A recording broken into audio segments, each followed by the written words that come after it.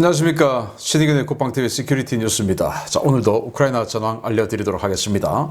자, 러시아가 아레나 M이라고 하는 능동 방어 장치, 그러니까 적의 대전차 미사일이 날아오면 그걸 요격시켜버리는 엄청난 무기죠. 요격 무기인데, 우리 한국의 K2 전차도 이 러시아의 아레나 시스템을 좀 참조해서 이 능동 방어 장치를 만드는 데 도움을 좀 받았다라는 설이 있죠. 그런데 그 아레나 시스템의 개량형 최신 버전이죠. 아레나 M. 그 아레나 M을 탑재한 최신 전차들을 투입해서 아우디우카에서 러시아가 대대급 전차 부대를 투입해서 우크라이나를 공격했는데, 이 능동 방어 장치, 최신형 능동 방어 장치가 박살이 나버렸습니다.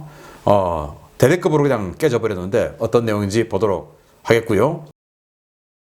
또 프리고진이 자기를 지지하던 군사 전문가가 지금 폭사했는데, 그 배후가 지금 전쟁을 반대하는 이런 사람들 아니고, 이거 푸틴 계열, 또 쇼이구, 게라시모프 이 군부 계열 쪽이다 라고 하며 나 싸우겠다 라고 주장하는 이 러시아 내부 전국이 점입 가경으로 들어가는 소식까지 같이 알려드리도록 하겠습니다. 신의균의 국방TV 구독, 알림, 좋아요 눌러주십시오. 자, 전과를 먼저 보겠습니다.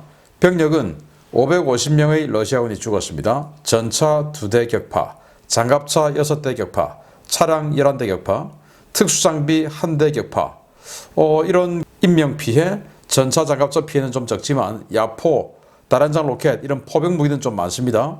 야포 10문, 다란장 로켓 4문, 그래서 대대급의 포병 부대가 사라져 갔고요. 무인 항공기 6대 격추 등의 전과가 있는데, 자, 제가 오늘 메인 소식으로 알려드릴 그 대대급 전차 부대 격파, 그 전과는 여기에 포함되어 있지 않아요. 아마 내일 중으로 첨가가 돼서 나오지 싶습니다. 자, 이런 전과가 있고, 전선 상황을 보면 젤렌스키 대통령이 폴란드를 방문했죠. 그래서 안제이 두다 폴란드 대통령과 정상회담을 하고, 이 정상회담의 주요 의제는 이제 지원 문제가 되겠죠. 그리고 이 폴란드로 가기 전에 젤렌스키 대통령이 러시아의 침략으로 집단적 안보 체계의 중요성이 증명되었다라고 이야기를 했어요. 그게 뭐냐? 동맹이 중요하다. 나토 중요하다. 그러니까 우리를 나토에 받아달라. 나토도 우리가 방파제로서 순망치안으로서 필요하지 않느냐? 라는 그런 어필을 한 겁니다. 그리고 어제는 러시아가 4개 방면에서 한 70차례 정도 공세를 했다. 지난 주말에는 한 3, 40차례 공세를 했다라고 했는데, 어제 같은 경우에는 러시아가 4개 방면에서 60차례 공세를 했고 대부분 격퇴했다라고 우크라이나가 밝혔어요. 자, 푸틴은 우크라이나 점령지 문제 논의를 위해서 연방회의를 소집했는데, 여기가 이제 연방 주체들이 80여 개가 있죠. 그 지역 연방 주체들 다 모아서 연방회의를 소집했다. 자포리자, 헤르손, 그리고 루안스크, 도네츠크 이 지역을 어떻게 처리할 거냐 라는 논의를 하겠다는데, 자, 이게 또 여기하고 또 연계되어 있는 건 아닌가 싶은데요. 러시아가 멜리토폴에 거주하는 거주민을 러시아 영토로 강제 이주 준비를 하고 있다라는 놀라운 소식이 들어왔는데요. 멜리토폴은 자포리자주 남쪽에 있는 제일 큰 도시죠. 여기가 파르티잔들이 제일 왕성하게 또 활동을 하죠. 그래서 이 멜리토폴은 물류 중심지이기 때문에 여기에 러시아 본토에서 들어오는 각종 군수 지원품들이 여기로 이제 집합하는 장소인데, 그러다 보니까 파르티잔들이 굉장히 왕성하게 활동합니다. 그런데 러시아는 이 멜리토폴 주민들을 통째로 들어서 러시아 본토로 이주시키는 계획을 세우고 있다. 마치 소련 시대 때 사할린이나 이 지역에 거주하던 우리 조선 사람들 있지 않습니까? 그 한국인들을 중앙아시아 지역, 카자흐스탄이나 이 지역으로 강제 이주시킨 고려인 강제 이주처럼, 그 상황처럼 그냥 아예 도심 전체를 들어서 강제 이주 준비를 하고 있다라는 정보가 들어왔는데, 이건 진짜 어마어마한 전쟁 범죄죠. 이런 거 하면 안 되죠. 자, 미국이 26억 달러 규모의 추가 군사 지원 패키지를 발표했는데, 대부분 이 패트리어트 요격 미사일의 미사일 탄, 그리고 하이마스 탄, 155mm 야포 탄, 이런 탄약 위주의 지원을 한다고 합니다. 자, 그리고 폼페이오 전 미 국무장관이 아직도 지금 이 우크라이나에 있는데 계속 이제 정치 행보하는 거죠. 트럼프 전 대통령이 지금 기소를 당했고 그래서 앞으로 어떻게 될지 모르고 트럼프 대통령이 만약에 후보로 출마하지 못하는 상황이 발생한다면 지금 이제 플로리다 주지사인 디센티스 그리고 폼페이오 지금 현재는 자기 조직도 별로 없고 지지도도 낮지만 트럼프 대통령을 오랫동안 모셨던 그 전력이 있으니까 뭐 그렇게 해서 한번 노려보는 것이겠죠. 그래서 자신의 정치 행보를 하고 있는데 미국이 우크라이나에 충분한 군사 지원 제공을 안 하고 있다라고 하면서 현 정부 바이든 정부를 비난하면서 내가 대통령 되면 더 할 거야 뭐 이런 이야기를 하는 거겠죠. 러시아 국방부는 벨라루스 군대에 핵 능력을 부여했다라고 이야기해요. 자, 벨라루스에 미그 31 전투기를 갖다 놨고 거기에 이제 킨잘 미사일을 장착을 했고 그 킨잘 미사일에 핵탄두가 탑재가 되어 있다. 이 말 아니겠습니까? 그 미그 31 전투기 10대를 갖다 놨으니까 핵미사일 10발 갖다 놨다. 이 말인데 핵 능력 부여했다. 그럼 뭐 미그 31을 벨라루스에 줬는지 그건 아니죠. 근데 어쨌든 이렇게 이야기를 합니다. 그러면서 미국 전쟁연구소 ISW는 푸틴이 루카센코를 만나 국가 통합에 대해서 언급할 가능성이 있다. 지금 이제 루카센코를 만나죠. 그래서 이 자리에서 국가 통합 언급 가능성이 있다. 그런데 지난 몇 년 전에 이 벨라루스는 러시아하고 국가 통합 국민 투표를 했죠. 그래서 아주 근소하게 부결이 됐어요. 그런데 또 지금 이제 언급해서 그냥 러시아 연방으로 들어와라. 이제 이런 건데, 자, 만약에 벨라루스가 러시아 연방으로 들어가면 어떤 상황이 발생하냐? 이게 벨라루스 아니겠습니까? 벨라루스의 수도 민스크. 여러분들 뭐 세계사나 역사 좋아하시는 분들 아시겠지만 백러시아라는 곳이 있었어요. 벨라루스가 바로 백러시아입니다. 이 벨라루스가 만약에 러시아 연방으로 들어가면 야, 폴란드는 뭐 큰일 났죠. 바로 벨라루스와 국경을 이만큼 마주하고 있기 때문에 폴란드는 러시아하고 국경을 그냥 왕창 마주하게 되고 리투아니아, 라트비아는 양쪽으로 그냥 러시아하고 국경을 하게 되니까 어마어마한 위협 상황이 되는 것이죠. 현재는 이 리투아니아는 좌측에 이 칼리닝그라드 그리고 우측에는 벨라루스 뭐 이렇게 해서 조금 나은데 이게 벨라루스가 러시아로 들어가 버리면 바로 그냥 러시아하고 양쪽으로 칼리닝그라드와 벨라루스, 러시아 이렇게 그냥 마주하게 되니까 정말 큰일 난 거죠.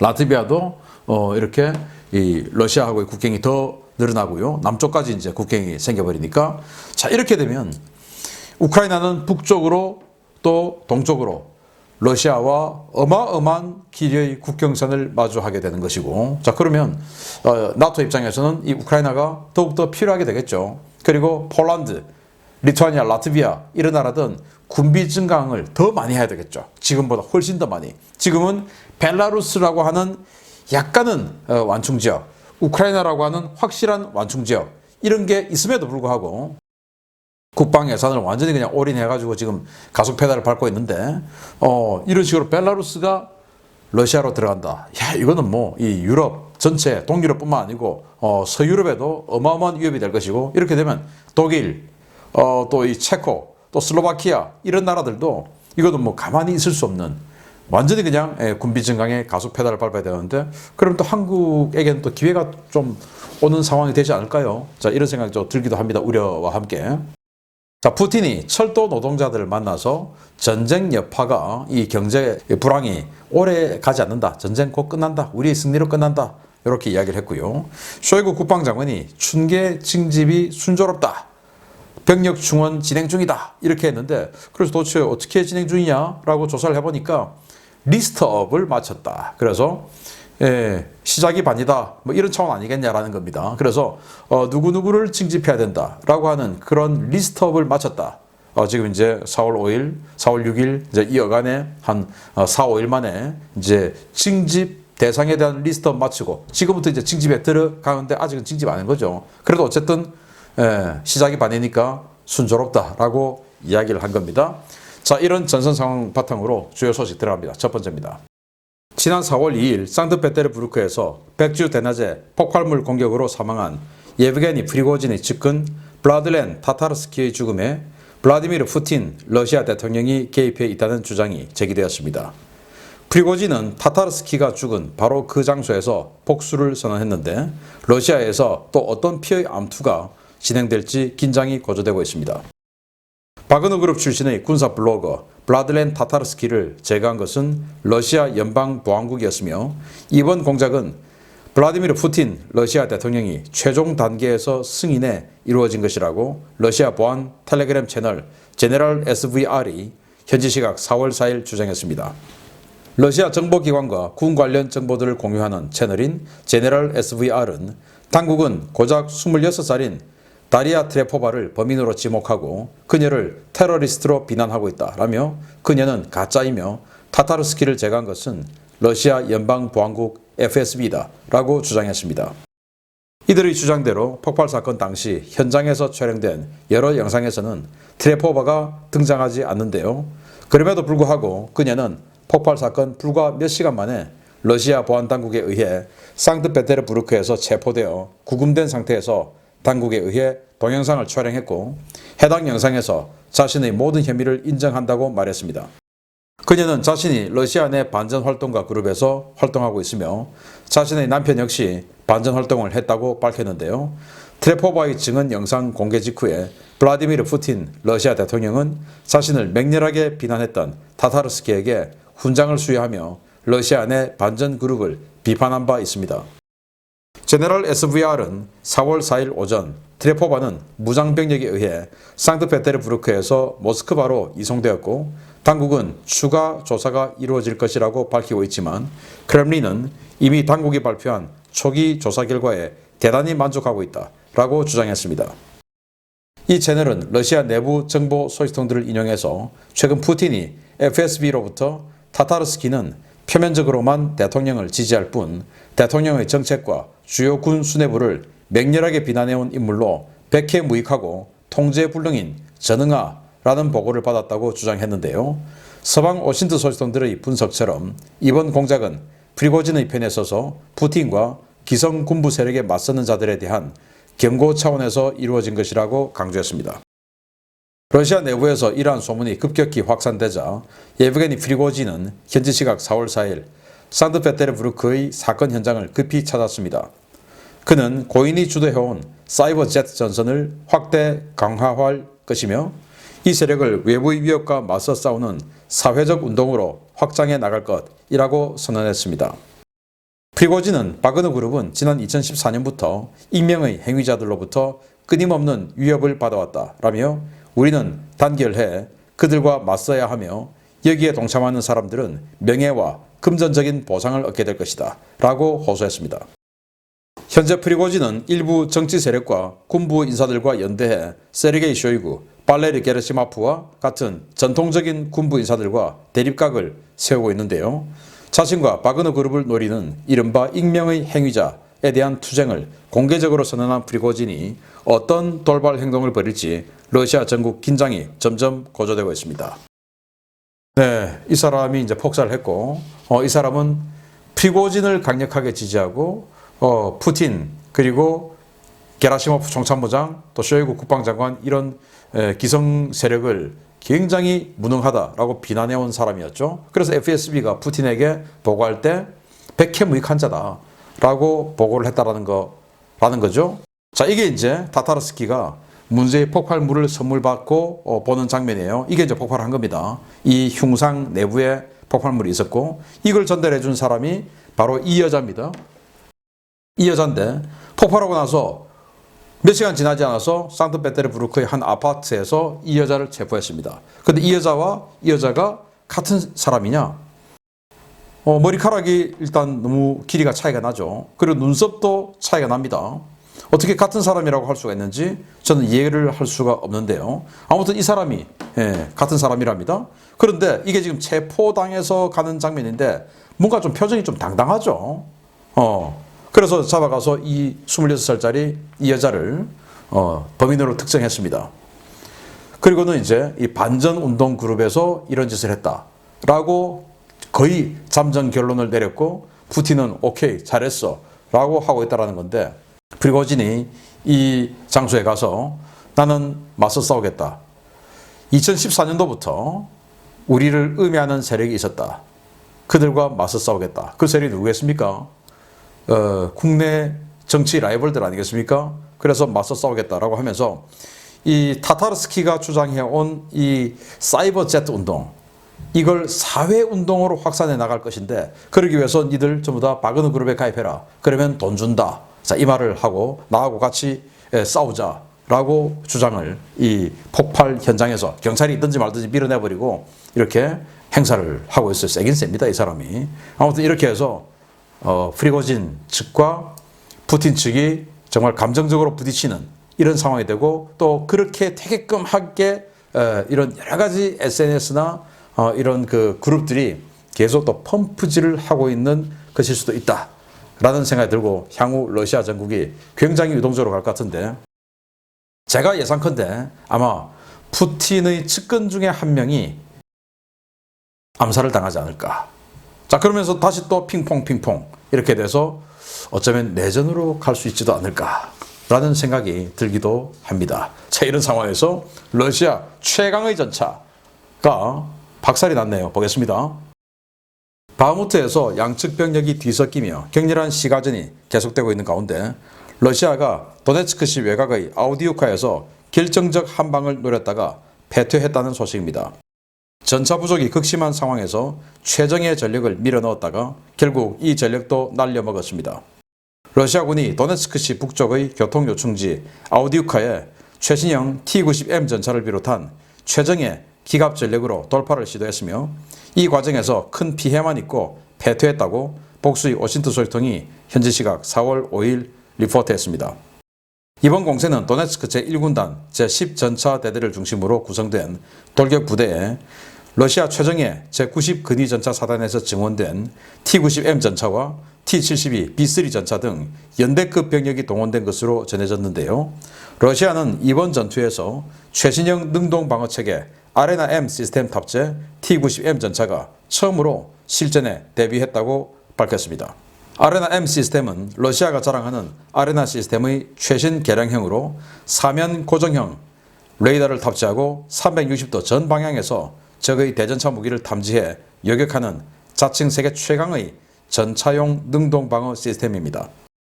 러시아는 T-90M 전차 양산이 시작될 당시 모든 T-90M 전차에 아레나-M APS가 탑재된다고 선전한 바 있는데요. 예산 부족과 극심한 방산비리, 부품난 등으로 현재까지 전장에 투입된 T-90M 전차 가운데 아레나-M을 탑재한 전차는 식별된 바 없었습니다. 아우디우카 방어전에 증원 파견된 제66기계화 여단이 공개한 영상에 따르면, 우크라이나군은 아레나-M 시스템이 탑재된 T-90M 전차 근처에서 제블린 대전차 미사일을 날렸는데요. 미사일 발사를 감지한 T-90M 전차가 회피 기동에 들어가면서 제블린은 T-90M 전차를 뒤따라오던 도네츠크군 T-62 전차에 명중했습니다. 우크라이나군은 곧바로 스투구나 P 대전차 미사일을 날렸는데요. 재원상으로는 이 미사일을 아주 간단하게 요격할 수 있는 아레나-M 시스템은 전차 엔진부로 돌입하는 대전차 미사일을 막지 못해 T-90M 전차를 불덩이로 만들었습니다. 러시아는 이 전투에서 T-90M 전차 최소 한 대에서 최대 3대, T-72B1 한 대와 T-72B3 2대 등 6대의 전차를 잃었는데요.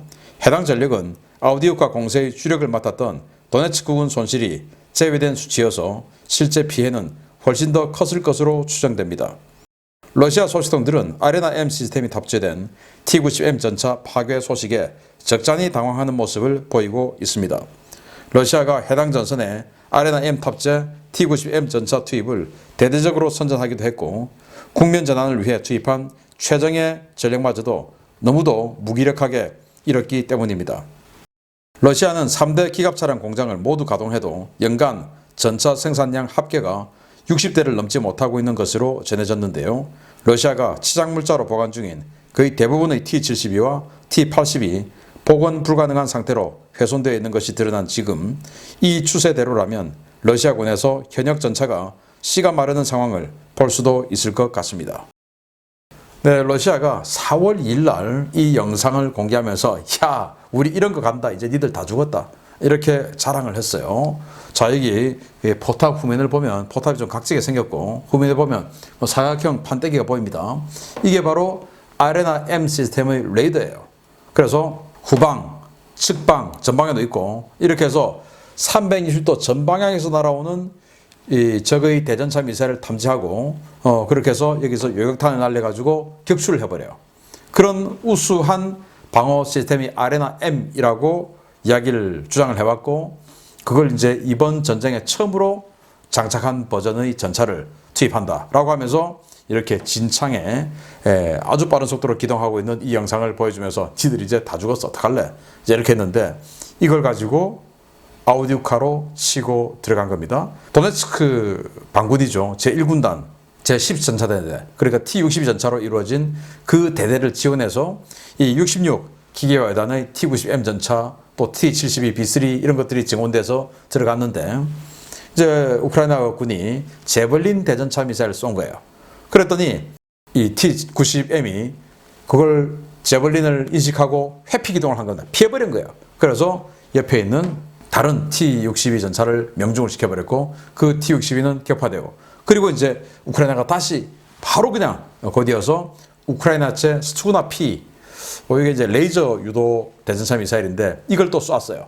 이게 이제 감지를 했겠죠. 360도 전방향인데. 그런데 측후방에는 엔진룸을 그대로 때려버린 겁니다. 엔진룸 때리니까 그냥 이렇게 불덩이가 돼버린 거죠. 이게 불덩이 되는 모습입니다. 그래서 러시아가 자랑하는 최강의 능동 방어 시스템이 스투구나 P 우크라이나제 대전차 미사일에 박살나는 이 모습을 보면서 러시아는 역시 까보니까 러시아제네 라는 이 진리를 한 번 더 입증한 이런 사례가 아닌가 싶고, 자기네들이 야 니들 다 죽었어 하고 자랑질만 안 했어도 사실 이 아레나 M 시스템이 현장에 투입된 거 몰랐을 텐데, 이런 자랑질 했음에도 불구하고 파괴됐으니 이제 어떻게 하겠냐. 자, 저는 또 여기에서 우리 K2 전차가 조금 걱정되는 것이, 한번 회피했다고 했지 않습니까? 우리 K2 전차 개발할 때 제가 한 10여 년 전에 우리 합참을 대단히 비난했던 적이 있는데, 뭐냐면은 K2 전차의 애초 군 요구 성능, 그 ROC에 이 회피 기동을 위해서 북한의 대전차 미사일이 번쩍하는 순간 그걸 탐지하고는 신속하게 회피하려면은 이 트랜스미션과 엔진에 순간적인 출력이 좋아야 되겠죠. 순간 파워. 그래서 그게 이제 몇 초, 미사일이 날아오는 시간이 몇 초 걸리는데, 몇 초 만에 몇 미터를 이동할 수 있는, 정지 상태에서 가속해서 몇 미터를 이동할 수 있는 이제 연막탄을 빠방 켜고, 그렇게 해서 회피를 한다. 요게 이제 ROC가 있었는데, 그걸 못 맞췄어요. 우리 한국 국산 파워팩이. 자, 못 맞췄으면 맞출 때까지 그걸 애초에 북한 대전차 미사일을 안 맞으려고 설정한 이 요구 성능인데, 안 맞췄으면 맞출 때까지 납품 거부를 했어야 되는 거 아니겠습니까? 그런데 못 맞췄어요? 그러면 우리 ROC를 낮춰줄게요. ROC를 낮춰준 겁니다. 아니, 우리 ROC 그냥 숫자 바꾸는 거 합참해서 그냥 하면 되죠. 그렇지만 우리가 숫자를 낮춰준다고 해서 북한 미사일의 속도가 늦어집니까? 아니죠. 이런 짓거리들을 하고 있다. 그래서 제가 그때 강력하게 비난하고 있었는데, 이거 보면 T-90M 전차가 충분한 출력을 가지고 순간적으로 이탈해서 제벌린을 안 맞는 이런 1차 소프트킬, 그 소프트킬이라고 하는데, 이 1차 소프트킬 회피 기동은 잘했다. 단지 이제 이 기계적 성능이 또 떨어져가지고 2차 공격에는 맞아버린 것 같은데, 아무튼 우리 한국도 방산업체가 생산할 수 있는 능력이 되는 한도 내에서 요구 성능을 적자. 야, 선배님한테 물어봐. 업체 전화 걸어봐. 도대체 어느 정도까지 할 수 있는 거야? 그 상황에 맞춰주자. 이게 맞습니까? 우리 군은요, 왜 군이 다른 걸 생각합니까? 군은 오직 싸워서 이길 수 있는 무기를 만드는 요구 성능을 설정해야 되고, 그게 방산업체는 돈을 벌려면 그걸 성능을 맞춰줘야 되고, 한국 방산업체가 그걸 못 만들면 수입해와야죠. 왜? 우리는 싸워서 이겨야 되니까. 방산업체가 돈을 벌기 위해서 존재하는 군대가 아니지 않습니까? 제가 이걸 보면서 우리 K2 파워팩이 생각나서 한번 말씀드렸습니다. 마치겠습니다. 감사합니다.